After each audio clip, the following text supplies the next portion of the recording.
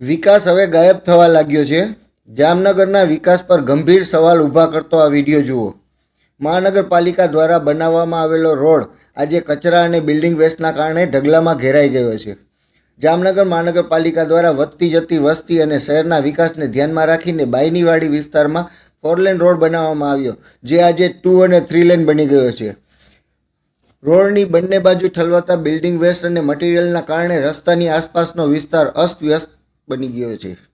એક તરફ મહાનગરપાલિકાના કમિશનર શહેરને સ્વચ્છ બનાવવાના પ્રયાસો કરી રહ્યા છે, તો બીજી તરફ આવી સ્થિતિ સામે સવાલ એ છે કે આ મહેનતનું પરિણામ ક્યાં સુધી પહોંચે છે।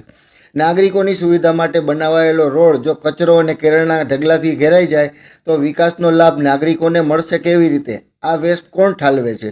શું બિલ્ડરો કે કોન્ટ્રાક્ટરોની જવાબદારી નક્કી થવી જોઈએ?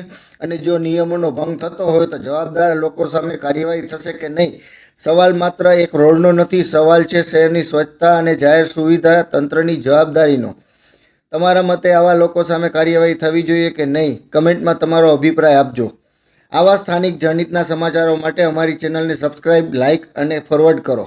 અને તમારા વિસ્તારની સમસ્યા હોય તો અમને જરૂર જણાવશો મિત્રો। કુંભકર્ણની નિંદ્રામાં સૂતું આ તંત્ર જ્યારે તમે અવાજ ઉઠાવશો ત્યારે જ જાગશે, કારણ કે નેતાઓ તો કાર્યક્રમોમાં વ્યસ્ત છે।